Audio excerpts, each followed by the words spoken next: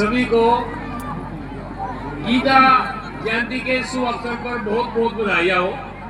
मुख्य रूप से हमारे मुख्य अतिथि श्री कुलदीप जी, इस इलाके के सबसे प्रसिद्ध principal BK Garg ji, Lomash school के प्रिंसिपल दिलबाग सिंह जी, सभी पार्षद, हमारे गांव के सरपंच, मंडी के सरपंच, जिला पार्षद के पिता भी है और जिला पार्षद भी रहे हैं, और मेरे परम मित्र अलवेल सिंह जी, कैप्टन अलवेल सिंह जी। प्यारे बच्चों, जो मैं कुछ यहाँ पर बताने आया हूँ वो आपके लिए एक नई बात है। हमारे बुजुर्ग तो जानते हैं, जो नए बाहर से व्यक्ति आए हैं उनको भी कम पता होगा, लेकिन मैं ये बताना चाहता हूँ कि महर्षि लोमस ऋषि कौन थे। ये आवाज भी है बच्चों की। महर्षि लोमस ऋषि कौन थे? महर्षि लोमस ऋषि के पिता विषमपायन थे। उन्होंने अपनी पत्नी से कहा कि मैं एक ब्रह्मवेत्ता बच्चे को जन्म देना चाहता हूँ। तो महर्षि लोमस उसके पैदा हुए। तो महर्षि लोमस बहुत बड़े तपस्वी थे, और ये स्थान जो है लोदर, ये महर्षि लोमस का जन्म स्थान है। और उसका जो घर था, ये दूल्हे के पीछे एक बहुत बड़ा टील है, वहां मंदिर होता था, वहां उनका घर था, वहां पर पैदा हुए थे। उसके बाद उन्होंने तपस्या की, और तपस्या से 3 बार शिव आए यहाँ पर। तो महर्षि कहने लगे कि जी मुझे अमर कर दो। जब शिव ने पूछा नहीं आपकी तपस्या से हम मैं प्रसन्न हूँ, मांगो क्या मांगोगे? उसने कहा जी महर्षि मुझे अमर कर दो, क्योंकि मुझे मौत से बहुत डर लगता है। शिव कहने लगे जी अमर तो नहीं किया जा सकता किसी को, जो पैदा मरेगा जरूर। कोई बात नहीं, दोबारा फिर तपस्या करूंगा। दूसरी बार फिर आए, उन्होंने फिर अमरत्व का वरदान मांगा, तो शिव ने फिर इनकार कर दिया। और जब तीसरी बार आई, शिव कहने लगे कि अमरत्व तो मैं आपको नहीं दे सकता। मैं बताना चाहता हूं उनका नाम लोमस क्यों रखा गया है, कि मैं आपको अमरत्व का वरदान तो नहीं दे सकता, लेकिन आप उम्र मांग लो कुछ। तो उसने कहा जी मेरी जो उम्र है कितनी हो कि मेरे जो शरीर में लोम है, ये जो रूम है ना अपना, इनको लोम भी बोलते हैं, कि एक लोम एक कल्प वर्ष में गिरे। कल्प वर्ष पता है कितने साल का होता है? जिसमें 1000 युग हो, और एक युग की आयु 4,32,000 वर्ष है। द्वापर 2 युग थे उसमें, तो 2 तो गुणा कर दो, यानी 8,64,000 वर्ष। और त्रेता में 3 थे, तो 4 × 12,96,000। और इसी प्रकार सतयुग में 4 थे, तो भी मतलब 1000 युग, जब युग बीत जाएंगे तब उसका एक लोम गिरेगा। अब देखो शरीर में कितने लोम है, इतनी उम्र है उनकी। अगर ये देखें इनके इस प्रभाव से, ये जो धरती है ना अपनी बच्चों, आपने पता नहीं हम क्या है, आपको किस बात पर गर्व होना चाहिए हम इस धरती में पैदा हुए। कैसे? यहाँ से कसूर थोड़ी दूर है। महर्षि लोमस ऋषि के मौसी का लड़का था काग बसुंडी। वो कर्म काग नहीं था, पुरानी से बता दिया किसी ने, उनका नाम काग बसुंडी था। और कसूर उनका तीर्थ है, जिसको कायाकल्प तीर्थ बोलते हैं। कहते हैं कि किसी कोई भी प्रकार का आदमी वहां पर स्नान करता है, किसी भी रोग वाला वो ठीक हो जाता है। थोड़ी दूर चल के लोमस उधर आता है, लोमस तीर्थ है यहाँ पर।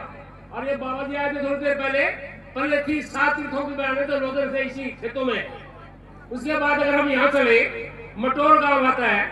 मटोर में मार्कंडेय ऋषि हुए, ये जिसमें यो मंत्र है कि ओम त्र्यंबकम यजामहे सुगंधि पुष्टिवर्धनम उर्वारुकम बंधनान् मृत्युर्मुक्षीमां बरसात।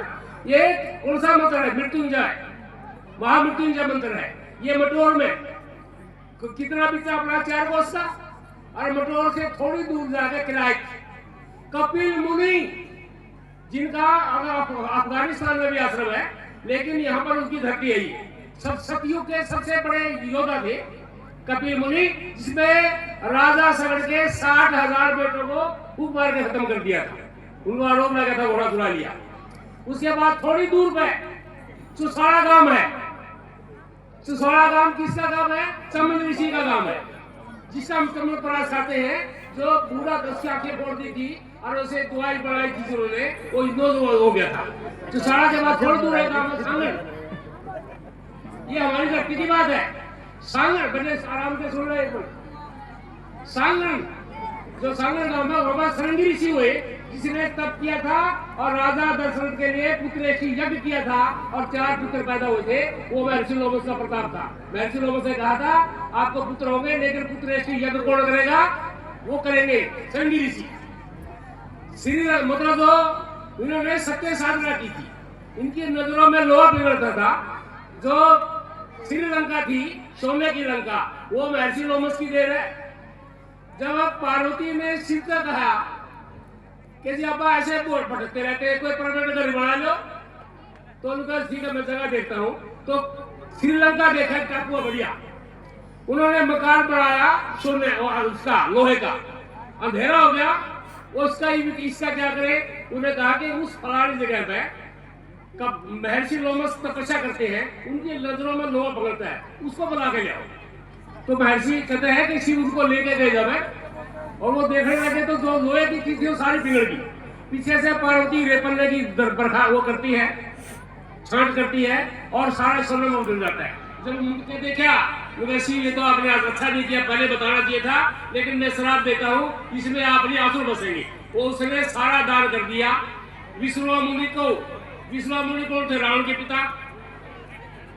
तो इस प्रकार सोने की लंका भी उनकी देन। महाभारत का जब युद्ध हुआ, ये सुनने की बात है, एक रेखा खाती थी 48 कोस में को। उस रेखा का नाम सरंग केतु रेखा था। उसको सिर्फ 2 ही आदमी जानते थे, एक श्री कृष्ण जानते थे और एक लक्ष्मण जानता था। जब सीता वनवास में आगे से थी वो खाची थी, वो सरंग केतु रेखा खाची थी। उसका ये प्रभाव था कि बाहर से कोई इफेक्ट नहीं पड़ेगा। अगर कोई परमाणु युद्ध करे तो उस मतलब बाहर की तरफ भी इफेक्ट नहीं पड़ेगा, 48 कोस में उसका असर रहेगा। जब महाभारत का युद्ध हुआ, बंद हुआ, जितने भी हथियार थे, टूटे फूटे रथ, जो भी लोहे की थी, इस तालाब में डाले गए थे। ये तालाब महर्षि लोमस बहुत बड़ा तालाब पहले था। अब ये गांव कैसे बसा था? अभी पे प्रश्न आया था, तो ये गांव कब का है? 1629 ईस्वी की फर्द है जमीन की। इसका मतलब जमीन बसा होगा तो 1629 में कितने साल हो गए? जोड़ लो 400, थोड़े से 2-4 साल कम होंगे। अरे गांव बसा कैसे था? यहाँ पर एक टीला है थोड़ी दूर पहले, वहां पर एक खेड़ा है। वो खेड़ा के लोग छोड़ के चले गए निगदू कुरुक्षेत्र के पास, और ये बिल्कुल खाली जगह होगी। बरसात में डिपेंड करते थे, नदी वगैरह को थी को नहीं। तो अलीपुरा के अंदर एक जो वो पूर लग गया। एक बूढ़े ने देख लिया भाई ये पूर लग गया, इसका मतलब पानी है गया।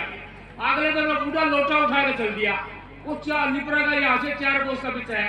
वो जब आया देखा एक वो था बीड़ा रास्ता, तो उसमें बहुत बड़ा तालाब है।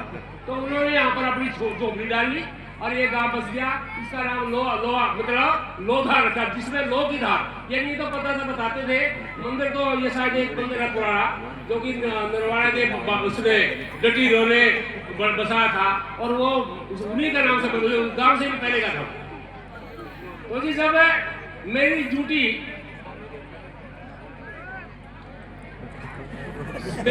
क्या थी? मैं मतलब बेलर का था। किसी ने एक संग की किताब में थी, जहाँ भी लोमस शब्द आता वो ऐसे फैसला होंगे। तो जब उसने मैंने पहचान करी, पहले नाम का पता नहीं था, तो लोमस ऋषि का हमने फिर कुरुक्षेत्र में पता चला कि वास्तव में लोमस ऋषि का आश्रम है। जब मैं यहाँ प्रिंसिपल बन के आया, मैं सिर्फ एक चीज पूछता जैसे महर्षि जी बात सुनो, सारा इलाका आपको पूछता है, लेकिन हम क्यों पूछे? हमें फायदा तो कुछ नहीं हो रहा। ना तो इस इलाके में कोई बहुत बड़ा कारखानेदार, ना कोई बहुत बड़ा लीडर, ना कोई बहुत बड़ा व्यापारी, और ना कोई बहुत बड़ा एजुकेशनिस्ट भी नहीं है। तो ये बताओ हम क्यों पूछे आपको? मतलब मन में भावना आई, बस ठीक है तुमने देख लेंगे, तुम देख लिया। तो ये स्कूल बनाया, गांव से गांव की पंचायत करी, क्या जी जमीन दो। गांव ने मेरे ख्याल में 11 एकड़ दी थी। 11 एकड़ जमीन 2 एकड़ की पहले थी। ये 143 त्रिवेणी नदी, आप जैसे जब चीफ गेस्ट आते थे उनके नाम से त्रिवेणी में जो आता था, 143 त्रिवेणी। देखो आज कितनी बड़ी बड़ी होगी। साइंस और कॉमर्स रही थी। मैंने एकदम 24 गैस टीचर लगाए थे। यहाँ का पढ़ा लिखा नहीं था, नरवाड़ा से प्रतिशत के आते। तो जी साइंस और कॉमर्स यहाँ पर रही। 1400 लड़के 700 लड़की के स्कूल में बच्चे थे। दूर दूर तक इसका नाम था। 2 बच्चे तो नासा के लिए भी सिलेक्ट हुए थे। यहाँ पर कोई एक्सपेरिमेंट था। और सबसे बड़ी बात, जब मैं यहाँ से रिटायर हो गया, अब मैं गांव के सरपंच से मेरा अनुरोध करूंगा कि यहाँ पर पीएम श्री स्कूल बना। ये पीएम श्री ऐसे नहीं आ गया, ये हमारे प्रिंसिपल साहब की मेहरबानी है, कुछ केशवर्धन की। बच्चे जोरदार, मैं एक बार चाहूंगा प्रिंसिपल साहब एक बार खड़े हो, प्लीज इनका स्वागत है। सभी बच्चे जोरदार था, या गाँव के लोग जोरदार था। गाँव से भी सरपंच साहब, मैंने आपसे एक नाराजगी है, जब पीएम श्री स्कूल आया तो गांव के लोगों ने उस स्टाफ को और बटुएश्वर जी को, प्रिंसिपल को सम्मानित करना चाहिए था। ये हमारा फर्ज बनता है। कितने गांवों का इतना करिश्मा किसी ने नहीं दिखाया। पूरे इलाके में बताओ पीएमसी को स्कूल हो, इसकी ग्रांट सेंटर से आती है। और यहाँ के बच्चे ने अभी इसरो में भी बच्चे बता रहे थे मेरे को, उनके बच्चे इसरो में भी सिलेक्ट होते, बाहर बदल होते, परिस्थिति कितनी जबरदस्त करते हैं।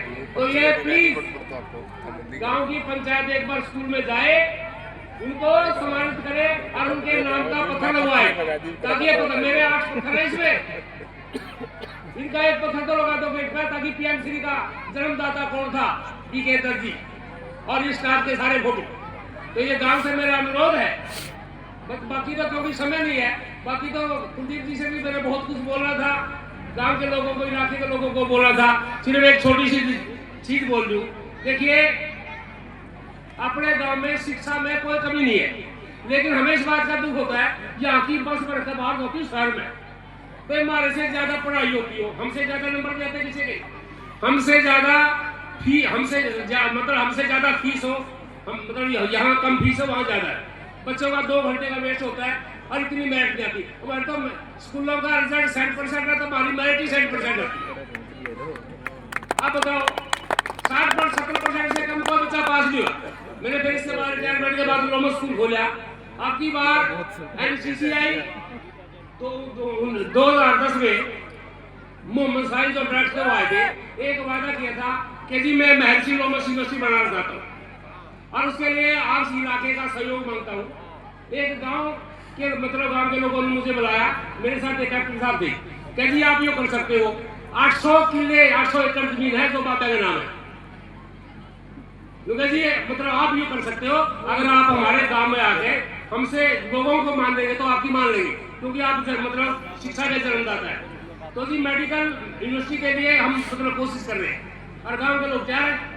तो यहाँ से सरपंच साहब से भी एक मैं कहूँगा क्यों नहीं महर्षि लोमस यूनिवर्सिटी बना दे, 92 एकड़ के लिए तो इनकी का अमर थी।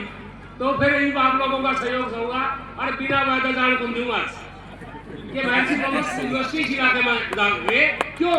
देखिए गुरु नानक देव यूनिवर्सिटी जो सरदारों का गुरु था, गुरु गोविंद सिंह यूनिवर्सिटी उनका गुरु था, गुरु जम्बेश्वर यूनिवर्सिटी बिश्नोइया का गुरु था, और दयानंद यूनिवर्सिटी उसके लिए आर्य समाजियों के लिए।